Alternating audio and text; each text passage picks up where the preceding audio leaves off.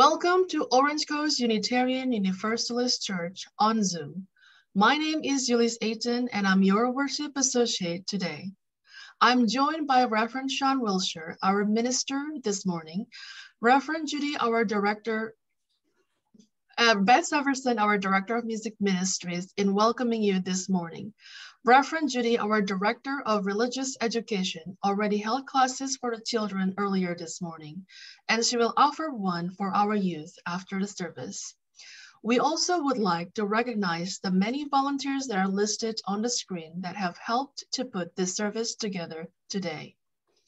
We respectfully recognize that our church property rests on Ahachiman and Dongba land. I would like to invite you to open the chat box, and if you haven't already said hello this morning, we will be turning the chat off during the sermon portion of the service so as not to distract, but we will turn it on afterwards. As Unitarian Universalists, we have many different beliefs, but we are one loving community. We are bound together not by a common set of rules or beliefs, but rather a covenant. A covenant is simply a promise that whatever our beliefs, we accept one another and encourage each other in spiritual growth. We affirm that all life has inherent value and that all existence is interconnected. We strive for justice and compassion in our deeds and relationships, and we are committed to creating a welcoming community without regard to the traits that sometimes divide people. I want to extend a special welcome to visitors. If you are seeking a spiritual home, we hope that you will find it here. After the service, we will be placing everyone who remains into Zoom breakout rooms for 20 minutes of coffee and conversation. Everyone is welcome to join in, and it's a great way to get to know people in the congregation. Our worship begins with the lighting of our chalice, the symbol of the Unitarian Universalist tradition. As we light it, we say our Unison Affirmation. If you have a chalice or a candle at home, we can light them together. Please join me now as we begin. Love is the spirit of this church, and service is its law, to dwell together in peace, to seek truth in love, and to help one another. This we affirm together.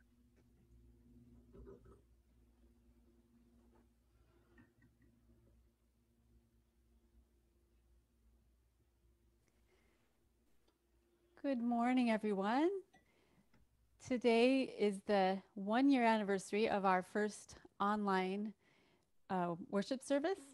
And last year, we sang this song on this day, and it was written lickety-split by one of my colleagues, new words for an old tune to go along with our situation, which still unfortunately applies. So please join me in this beautiful song with appropriate lyrics for our time that we're living in right now.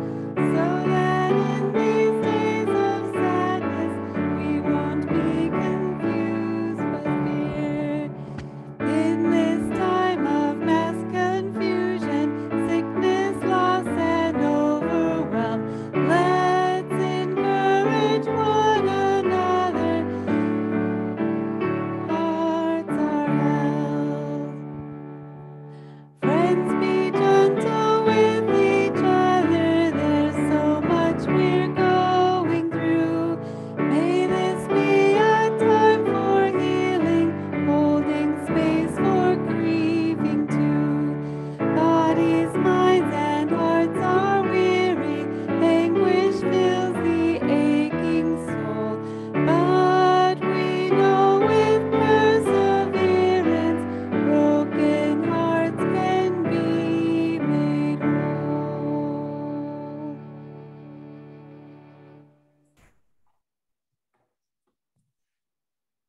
Oh, wow. So two big things going on today. First, we're launching our annual pledge drive. And as Beth mentioned, it's our 1-year anniversary. I guess we're honoring the lockdown from the pandemic. I don't know, honoring that time. And it was a year ago that we did our very first online worship. Yeah. So I want to begin with these words that I spoke a year ago at our very first one. Connected across time and space, we are connected by invisible droplets that have come to instruct us, bringing vivid real-time illustration of how much we need one another. Connected across race, nationality, political persuasion, connected across age and gender and economic status, connected across all the reasons we separate and divide, connected by our humanness. Connected by our need for connection, for love, for safety, connected by our need for access to healthcare and food, a place to lay our heads at night, connected by our need for hope, for kindness, for compassion and joy. May we take the lessons offered in this time and place with us as we navigate our way. May we remember in these days and years to come that truly we need each other. We need connection.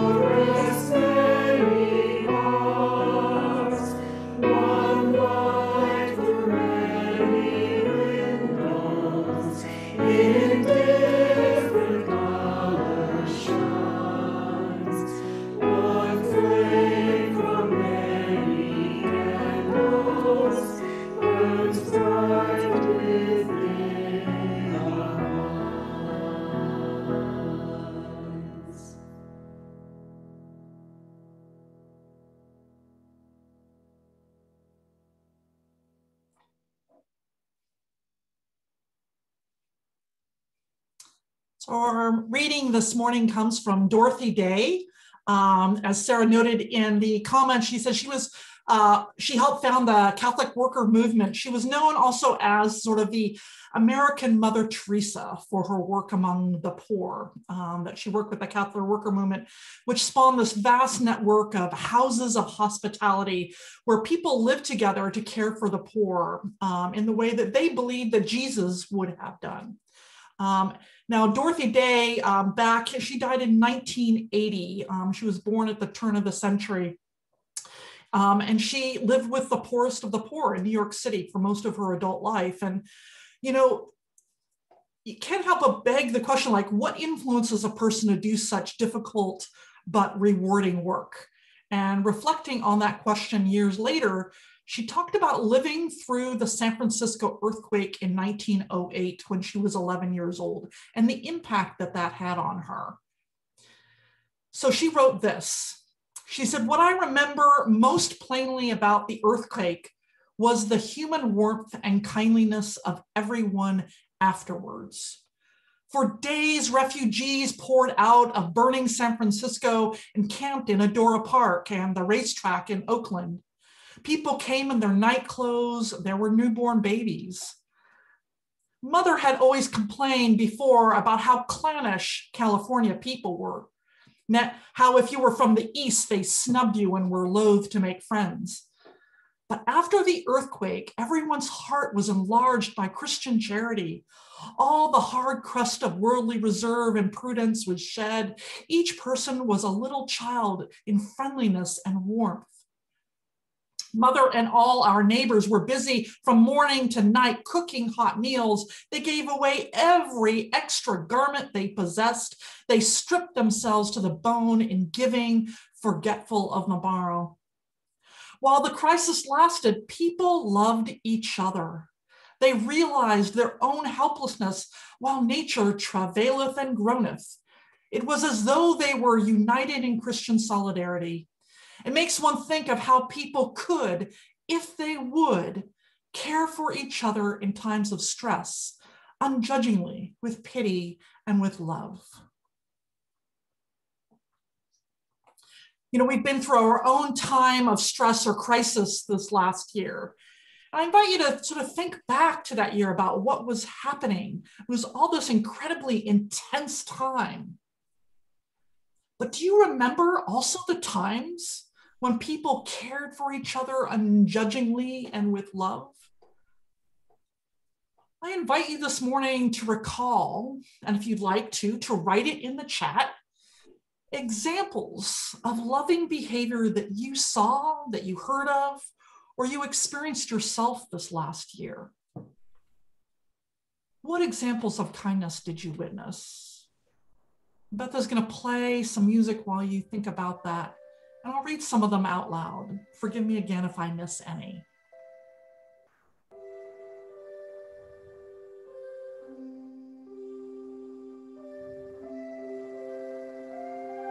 What examples of loving kindness did you experience in this last year?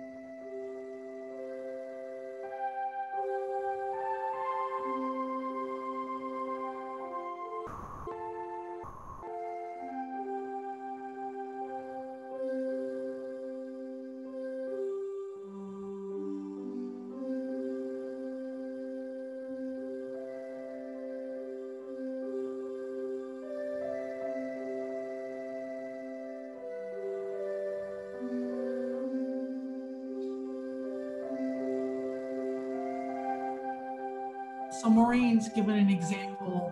Said Rika brought us groceries and flowers from Trader Joe's twice.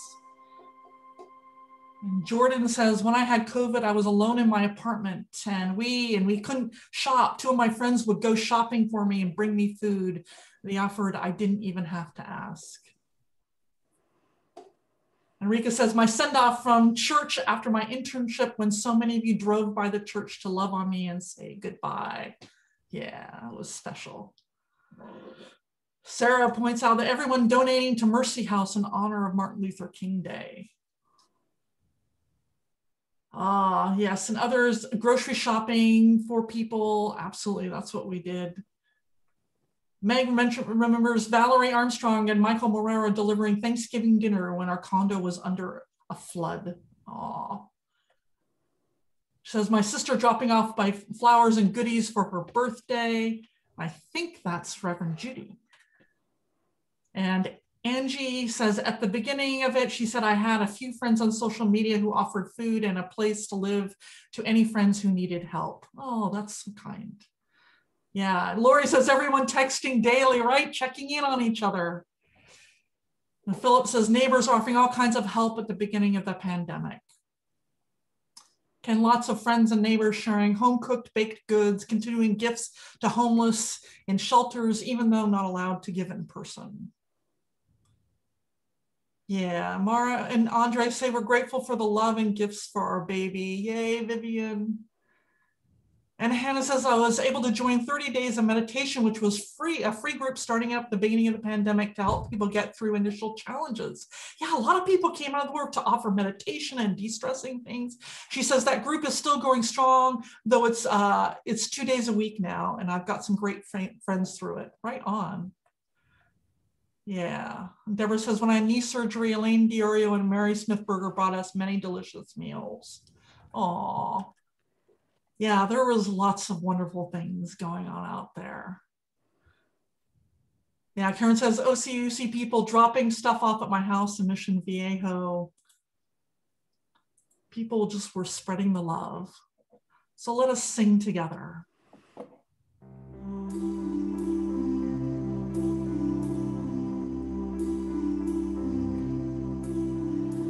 There is love holding me.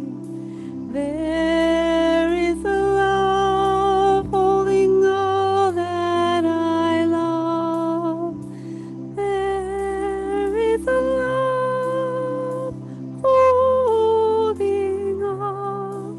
I rest in this love holding us. There is a love holding us. There is a love holding all that we love. There is a love holding all. We rest in this love. We rest in this love.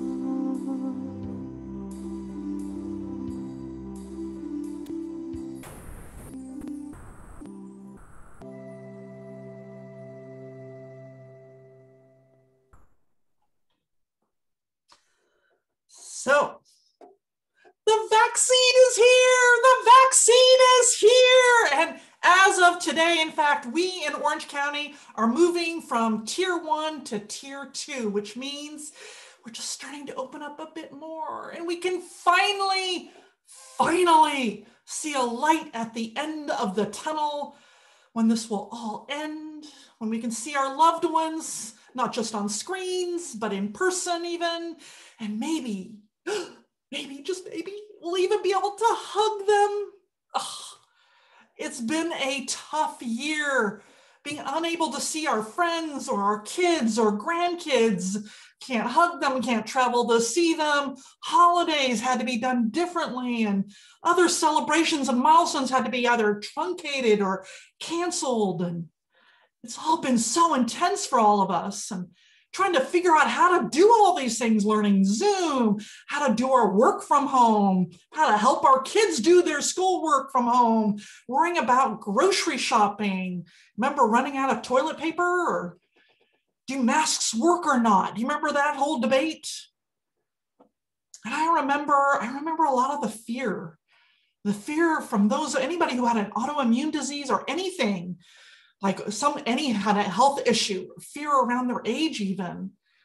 The panic, the thought of any stranger coming near you or someone visiting you.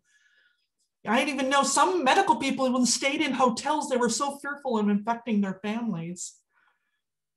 There were all kinds of financial worries going around. Some people didn't know if they or friends or family would lose their jobs. We're worried about those who are essential workers and how they could stay safe, but keep their jobs. And even here at the church, we lost over half of our rentals, which was like a third of our income. I mean, it was pretty huge. And at the time of the lockdown, we were supposed to be doing our pledge drive, and we're in the middle of a capital campaign, and it felt like it could so easily all just fall apart. It felt like we were sort of teetering on the edge of this precipice. And you remember all that? But you know what I also remember? I remember how much everyone cared for each other. I remember in a fit of, as I'm going through my own fit of panic, I remember Nina Smith on our board calling me up in a panic, like, we've got to get our people online, and I'm going to start a geek squad. And I remember Steve Morahiro, our Zoom guru, showing up for every single service for months to make sure it all went smoothly. And all the wonderful geeks in the community stepping up to the plate to help out as we learn this new technology. I remember so many of you emailing, texting, or calling me to say, what can I do? What can I do? Are we reaching out to people? Hey, do you remember so-and-so? Don't forget them. I remember the pastoral care team was making all kinds of phone calls every week, checking in with people, and even more people, just not even on the committee, were reaching out. The board was reaching out. I remember Beth struggling with music. I mean, as she saw her beautiful ministry starting to like, how are they going to do it? Her beloved choir no longer be able to sing together. And boy, she was determined to make it work. And the board was there supporting her, determined her, saying, what do you need? And they got her what she needed. And I remember Reverend Judy, who I love and adore, but not one of the most techie people that I know. I remember her embracing Zoom and creating wonderful and new content for our kids and ways to support our parents. And she didn't even hesitate. She was like, okay, well, I guess I better learn this stuff.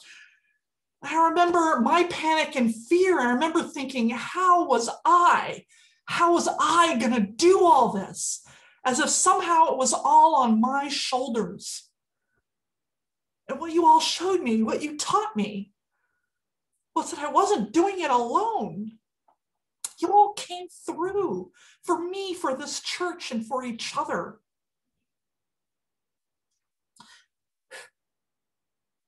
You know, Dorothy Day's story about how people came together during the 1900 earthquake, it's not an uncommon story. It's part of human nature that when a crisis is there, people love each other. And we saw that during 9/11. It happens in natural disasters, like when Hurricane Katrina and Sandy hit. But what people who study such things fail to point out is that not everyone reacts with love, right? People have a choice about how they can be. They can react with love or they can react with hate. And we did. We had anti-maskers, people who felt that their personal freedom to do whatever they wanted was more important than people's lives. But not this church. So don't think that what you did was what everyone did. It wasn't. You all came through. And while a heroic response is common during a crisis, what is uncommon is that you all never stopped coming through. To this day, people are still reaching out, still helping one another.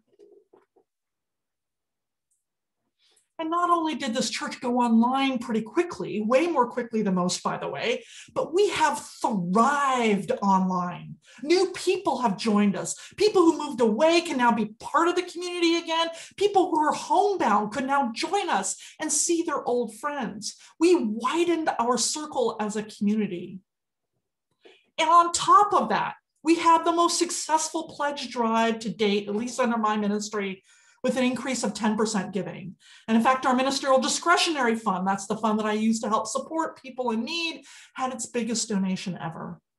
And on top of that, we managed to not only renovate some of our existing building, which was long overdue, but we are moving forward with a new sanctuary.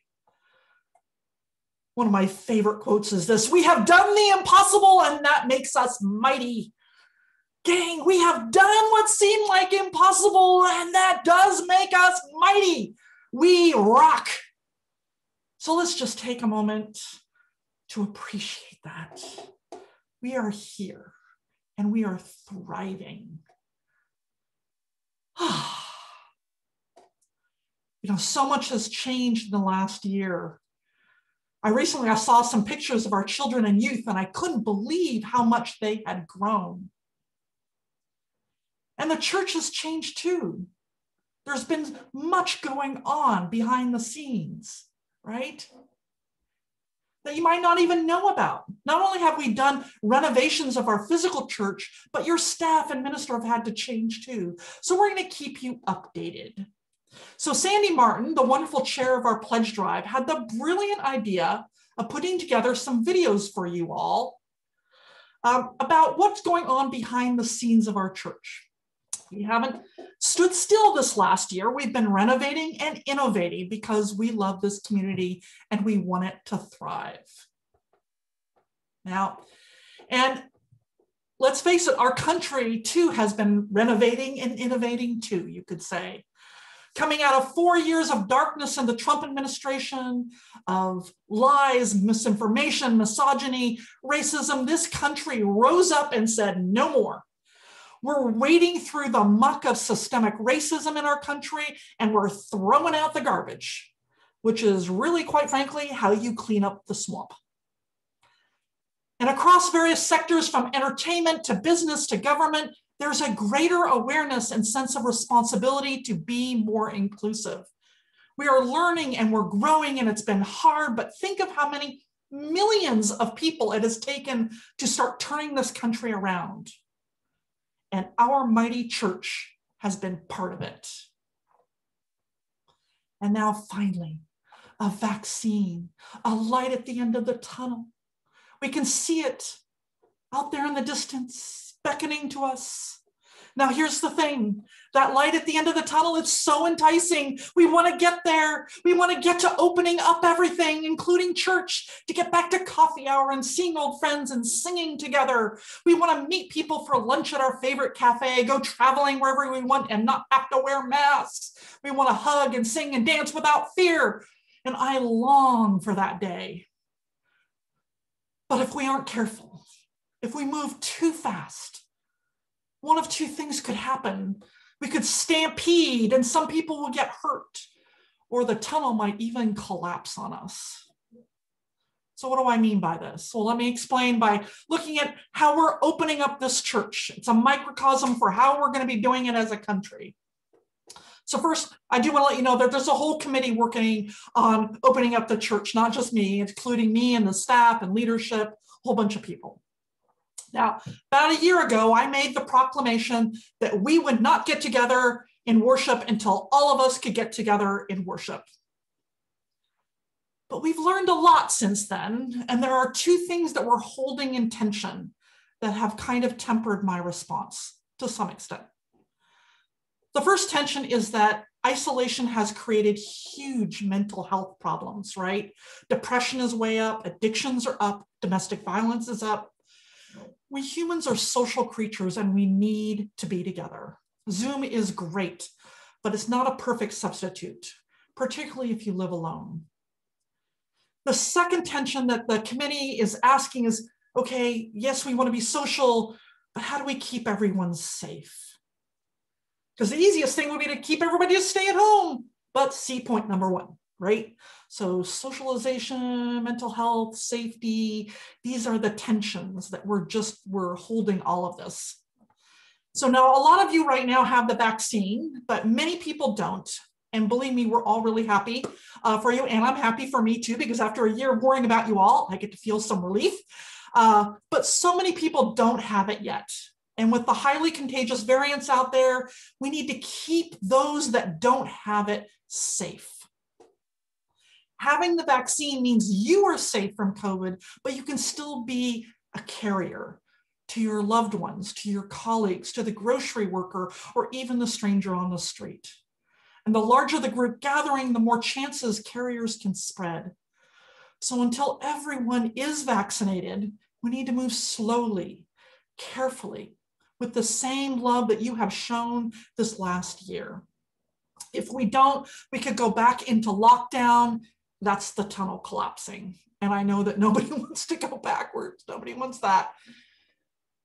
The other thing that could happen if we rush toward that light at the end of the tunnel and just open up everything is we might stampede over people to get back to that place of normal, and people could get hurt. And by this, what I mean is that think of all the new friends we've made and seen old friends return. Think of those who aren't going to get the vaccine for a while, who still have to live with the fear of it. Would you want them left out of the joy of church on Sunday? Of course not. So we're going to be building hybrid services so that we can all worship together. But it's going to take some time to figure that out. There's technology to obtain and to learn, volunteers to train, cleaning protocols to be put in place. How do we do coffee? My head starts to spin at the thought of all the details that need to be in place, because if we don't go from, because basically we don't go from lockdown to fully open overnight, right? Like there's got to be this transition period. There are stages and there's strict guidelines that we have to follow depending on the stage or the tier here in particular in California. And how are we going to approach all of these decisions? Well, first with love, of course, but a lot of science. That's where we're going with this. We're listening to scientists who work for the CDC, Dr. Fauci, the California Governor's Office scientists, guidelines around cleaning, around distancing, around how we can come to church, etc. So we ask, please, for your patience as we figure it all out. And keep in mind, it might be a while before we can sing together too. So worship might look a little bit different, right? Maybe not hymns to sing along with it, but I'll bet our brave choir can still record. And of course, it's not just opening the church for worship, but for other activities too, which may happen sooner, small groups, that sort of thing. I want to say that there's going to be a town hall meeting in the weeks to come that's being planned to help explain all of this to you in greater detail, just as soon as we all figure it out. And every church is trying to figure this out right now. But change is a-coming again. And while it isn't hitting us like the shock of the pandemic, it's going to require of us to come together again, to remember those that we love and to make sure that they aren't feeling left out or put in danger. It's going to require ingenuity and creativity and learning new technologies for some of us. It's going to mean being a little uncomfortable for a while until we get into a new kind of normal. Because here's the thing, that light at the end of the tunnel, it's not a time warp back to the way things were. We're going to be entering into the light of a whole new world. We're not going back to the way that it was, either as a church or as a country. We are moving forward. Because why would you want to go backwards? Go back to oppressive systems that demean people? Oh, heck no. We're continuing to do the work of dismantling white supremacy culture. We'll continue to move forward with love and compassion and justice for everyone. As a nation, we cannot go backwards. And as for this church, you know, until this pandemic hit, I didn't realize that we were excluding people that we cared about, people who couldn't make it here but missed us terribly, either from distance or age or infirmity. We had this technology all along. We could have done this before, but it just didn't even occur to me. And it didn't occur to anyone. And I'm not going back and excluding these wonderful people. No way. We will find a way to make people part of this church, whether they are physically with us or not. We're not going to go back to the old way of church. Zoom or something like it will be a big part of how we do church from here on out. A new day is coming. And your dedication, your commitment to this church, it's awe-inspiring to me. Now, this is the part of the sermon where I ask you to support our 21-22 pledge drive. We are facing some financial challenges, you know, with opening up new technologies, ways to be inclusive, not to mention starting the new sanctuary we've got going. But if you've taught me anything in the last year, is that you are committed to this community. We came through this year with flying colors because of you. Because each of you came through, whether it was financially or spiritually or physically, you made this church thrive. You told me of your commitment every time you showed up Sunday morning on Zoom, every time you donated your time, your finances, every time you reached out to others. So I kind of know that you will support the pledge drive, but it's polite to ask. So please support our upcoming 21-22 operating pledge drive as generously as you can. You know, our byline is many different beliefs, one loving community, but it's the one loving community that's really stood out this last year. You all have really come through. So thank you. Thank you for everything. Thank you. I love you all so much. You make my heart sing. So let's sing together.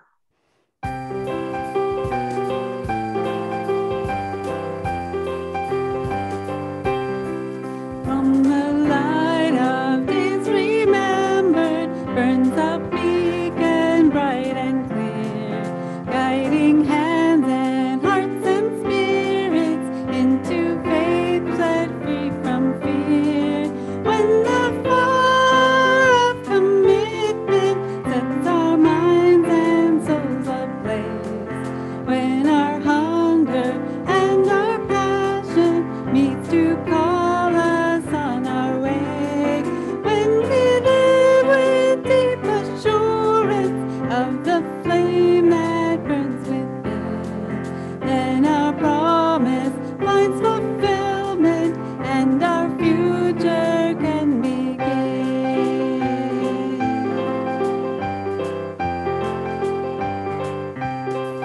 From the stories of our living rings a song both brave and free, calling pilgrims still to witness to the life of liberty.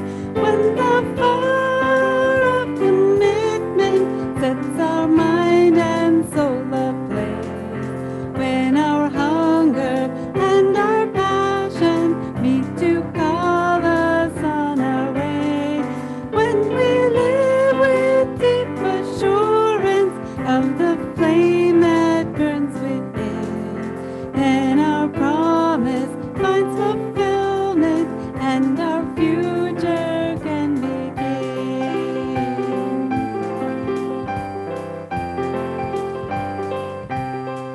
From the dreams of youthful vision comes a new prophetic voice, which demands a deeper justice built by our courageous choice. When the fire of commitment sets our mind and soul ablaze, when our hunger and our passion meet to call us on our way, when we live with deep assurance of the flame that burns within, then our promise finds fulfillment and our future can begin.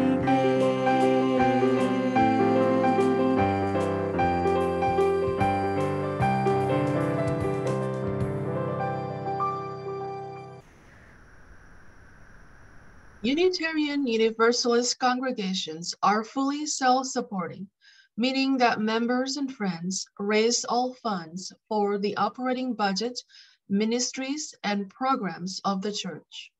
We are ever grateful for your gifts of time, treasure, and talent. OCUUC amplifies that spirit of generosity by sharing half of the plate we receive with an organization that shares our values. This month, we are supporting Stand Up for Kids. Stand Up for Kids Orange County has the overall goal of leading homeless youth to self-sufficiency and preventing at-risk youth from gang involvement, substance abuse, teen pregnancy, and from dropping out of high school. You can find more information about this through the blast. There are now 3 ways in which you can give online. The first is through our website, ocuuc.org. The second through an app called Give. You can download it on the App Store for your smartphone, and once set up, you can use it for any of your online giving, including your pledge.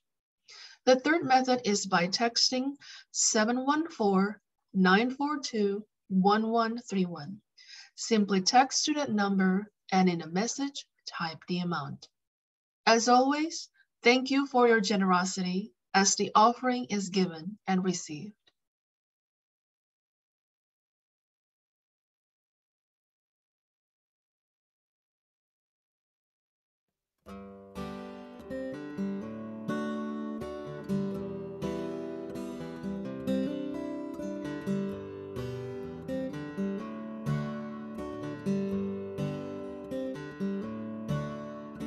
Toughest time you ever knew, the only thing that you could do. Carry the flame, sickness spreading through the land, you held your spirit in your hands. Breathe the flame. When storms and sorrows gathered round, you raised your head and you stayed your ground. You carried the flame through endless days of the hardest living. You kept on loving, kept on giving. You kept on and carried the flame. Carry the flame, raise it high, send its beacon through the sky. Keep it strong and shining through the pain. Let it rise and let it grow. Let it light the world, you know. Let it glow. Carry the flame. And when the day is done at last, we take on the spark you passed. And carry the flame. From hand to hand we send it on, the kindling hope of a rising dawn. In a song, carry the flame. Carry the flame, raise it high, send its beacon through the sky. Keep it strong and shining through the pain. Let it rise and let it grow. Let it light the world, you know. Let it glow.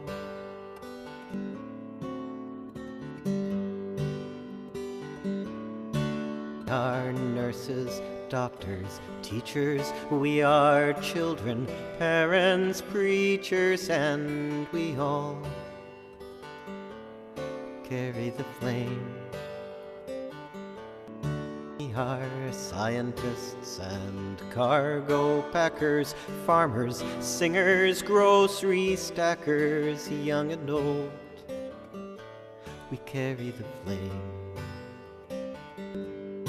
Carry the flame, raise it high, send its beacon through the sky. Keep it strong and shining through the pain. Let it rise and let it grow. Let it light the world, you know. Let it glow. Carry the flame. Let it glow. Carry the flame.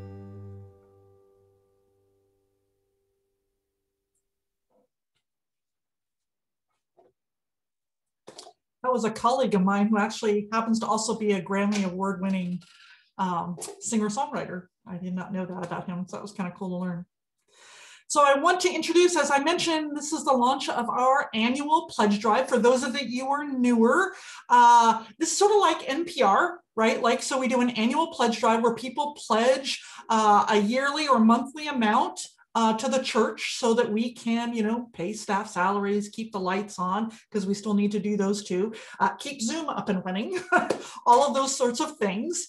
And so Sandy Martin, who is the chair of our pledge drive committee, she, as I mentioned, came up with this great idea that we were going to show you some things that you might not be aware of that are going on at the church, either behind the scene things or, like in this case, a renovation project that we've done with the administration building where our RE classes and the staff offices are. So I invite you to see what's changed there. And it's still a little bit in transition, but it's kind of cool. So there you go. And there's more coming. Hi, I'm Audrey Prosser. I'm Chair of Building and Grounds for the church. And I'm Craig Sperry, Volunteer Coordinator for the Building and Grounds Committee. Craig and I both are members of the Planned Use Group Committee for the use of the church, and the PUG Committee came up with a plan to refresh, renew the RE admin building and to make more versatile meeting space. And we start here in the lobby where you might notice we're missing the red carpeting that was halfway up the wall and the pinkish sheet vinyl flooring, and we have replaced that with nice fresh paint and a 6-inch rubber base, and we have all new flooring with vinyl plank waterproof flooring with a 10-year warranty, so it'll be easy to maintain. After removing the carpeting, all of the walls had to be repaired and textured. So we repaired them, textured them, painted the whole ceiling, and replaced all the lighting to LED lighting. Now we're going to move into the Victoria room, which is down the hallway. Oh, look at that. We'll go this way, okay. Moving into the Victoria room. And we were wanting a more usable room. You might notice it's double the space, and Craig will tell you how he did all that. Okay. Well, along with the committee, we first removed a wall that was right here. And on this side of the wall was the RE fund, the Religious Education Fund room for the youths. And then on this side was the Victoria room. And if you remember, in the Victoria room, there was a big beam right here, a post in the middle of the room, and it really messed up the space. So by enclosing that post in the wall, we've now doubled the size of the Victoria room. And on the other side of this wall, which we'll show you later, is a religious education storage room that we were able to use that space. Like Audrey said, we changed the flooring, did the painting on the walls. We also painted the ceiling tile framework and some of the ceiling tiles themselves, and replaced the LED light bulb, or replaced the fluorescent lights with LED lights. So we now have a 16 by 32 foot Victoria room, a new Victoria room, and a 12 by 16 storage room for Reverend Judy, because she lost the fun room, and she had been storing her stuff in a room on the other side we'll show you later. So this is her new 12 by 16 storage room. I should be saying that Deborah Plum is co-chair of the Building and Grounds Committee, because she worked tirelessly in selecting materials, being here, meeting all the contractors, getting bids. It was quite a chore, and she was very helpful. And I'll give a shout out to the members of the Building and Grounds Committee who helped with the project. It was myself, Bob Lushin, the Gursky, Charlene and Bob Gursky, Corey Brown, Anna Ryan, Tom Lockery, and I think Nancy Lockery might have helped too. So it was a good team effort. And the new fun room, this is what Reverend Judy was using for storage. As you can see, it has nice windows, and it will be the new fun room for Reverend Judy. We're in transformation now of making this happen. That concludes our tour. Thank you for being with us. And just to remind you that it takes a loving community to grow Orange Coast UU Church. Thanks to all of you, this is possible. Deborah and I are going to increase our commitment, and I hope you will join us.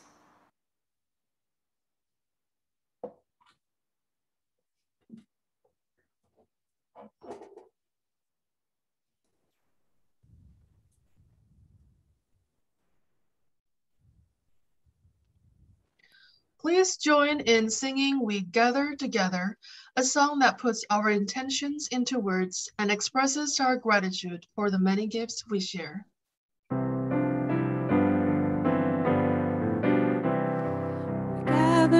Together we gather as one, for peace, love, and justice for everyone.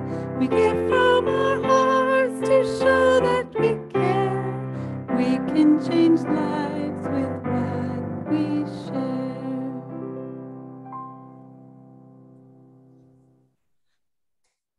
So cool stuff, huh?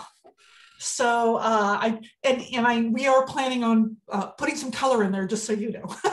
We'll put our chairs back, and we're looking actually at getting some new things in there to make it look really warm and inviting. So, but I'm just very excited, and it was so creative what they did in there.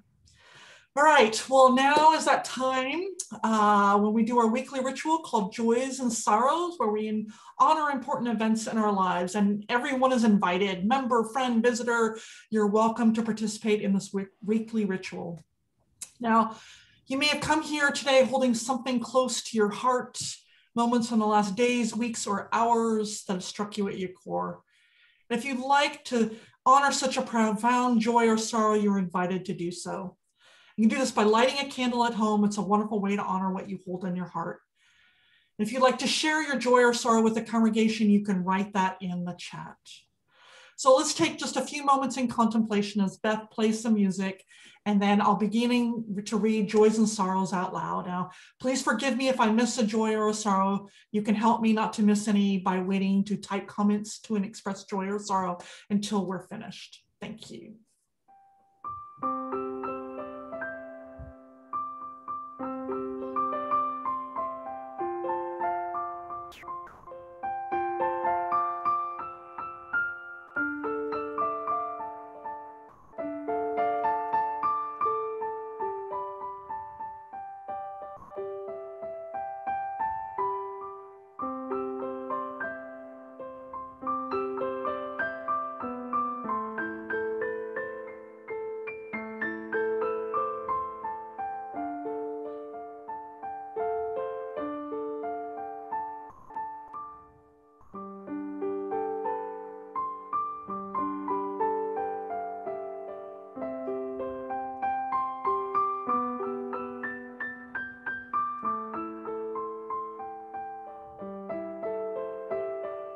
I want to note that Sharon Ball sent me an email that says, yippee, I had my second Pfizer shot yesterday at SOCA. So Sharon is on her way.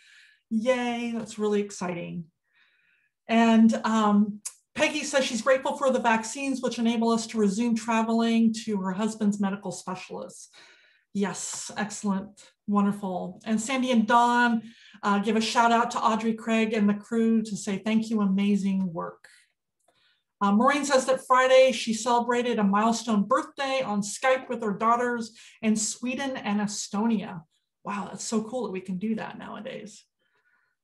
And Karen Kennedy has a joy for the superheroes who got us all onto the Zoom age and all the services. She gives a shout out to me and Beth and Steve Morihiro, Nina, choir, Zoom masters, slideshow creators. Absolutely, it takes a village. Thank you. She says thank you. And Gabrielle lets us know that she got her second shot last week. Congratulations, Gabrielle. And Judith says that today is her son Marshall's 30th birthday. And she says, yes, I was 8 years old at the time. Yes, of course, Judith. Maribel says joy that she can't wait to go back to the beautiful renovated church. Yay, me too. And Alex has a joy that he is recuperating from a kidney stone. Oh my goodness, Alex. Wow. Yeah, that's no fun. So glad you're back and are doing okay. So, and Elise is going back into in-person school. Rika says her daughter Elise is going back to in-person school on March 29th after over a year of remote schooling. It's only 2.5 hours per day, but she's over the moon to be able to spend time with other kids. I know it's been so hard on our kids. So Jordan says he says he has a joy for friends and family that have been getting me through everything. Marilyn expressing joy and gratitude for original Covenant group members who can still meet together once a month on Zoom. She's grateful for Steve Morihiro for his support and guidance in bringing new life to her computer and for being able to join 2 of her long-term friends who haven't been seen in over a year. They met for lunch and even hugged because they all had the second vaccine. Okay, there you go. And Angie says, I was just informed by her daughter, who is a senior in high school, will have an in-person graduation. Very excited for her. That is exciting. It'll be nice to get back to those milestones and celebrating those.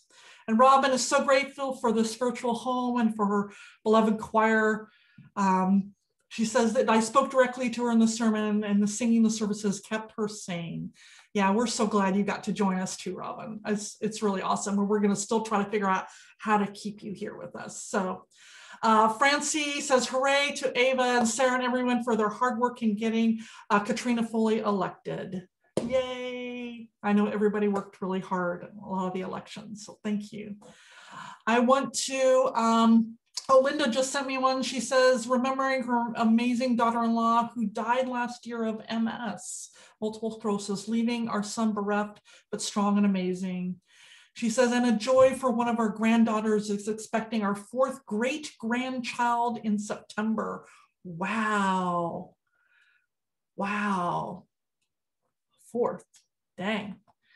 And Ken Arnold says, thank you for OCUC for being able to attend virtually and see all the great people and share our songs this past year. And let's see here. All right. So much, let's see here.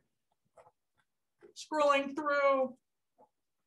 And let's see here. Ken Arnold says, thank you for OCUC for being able to attend virtually and see all the great people and share our songs this past year. Absolutely.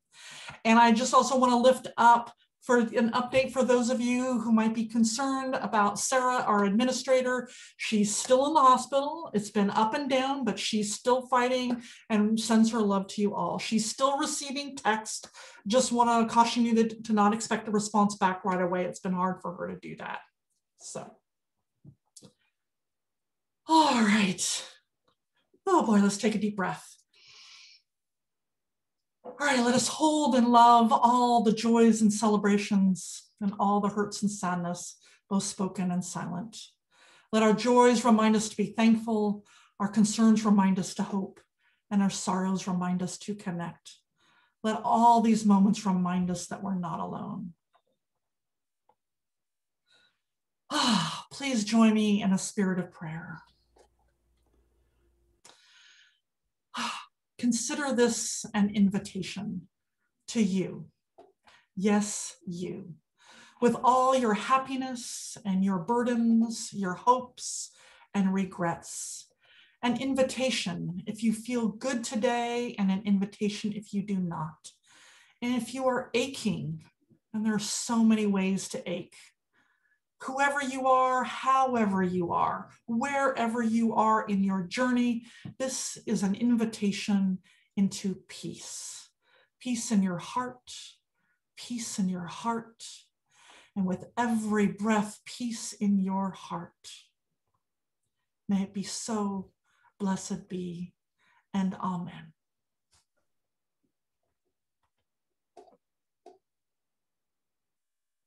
Let us join together as we extinguish the flame of our chalice and say together, we extinguish our chalice, but not the light of truth, the warmth of community, or the fire of commitment.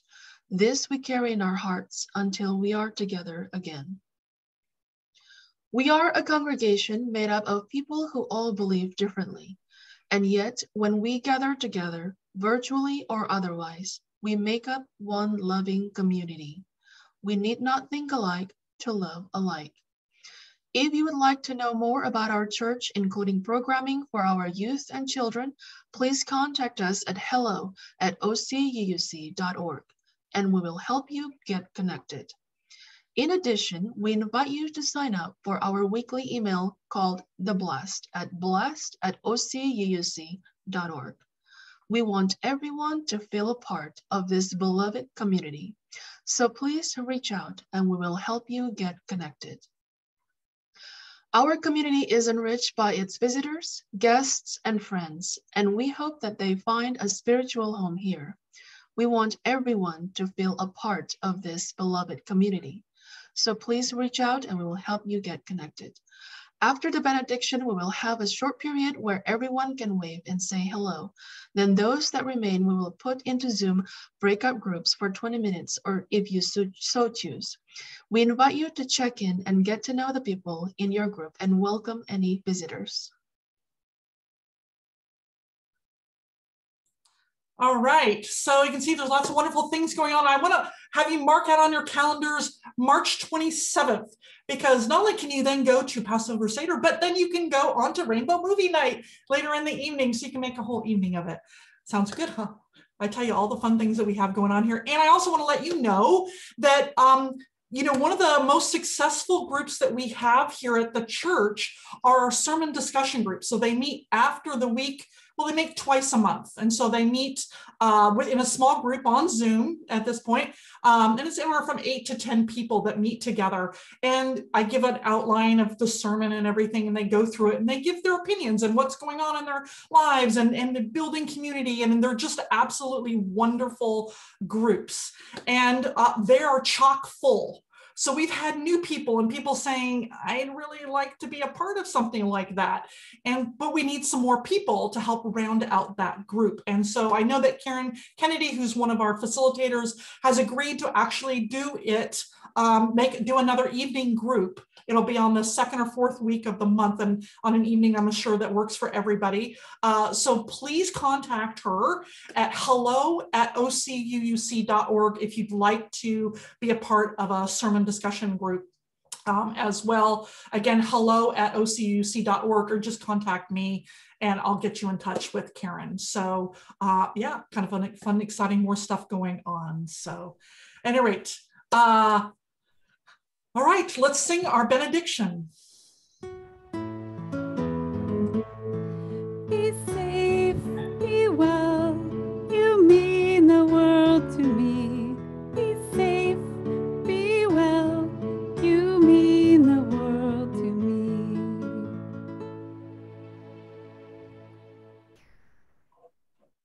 All right, let us continue to carry the flame. Thank you for your support all this year and going into this next year. This service is over. Let our service continue.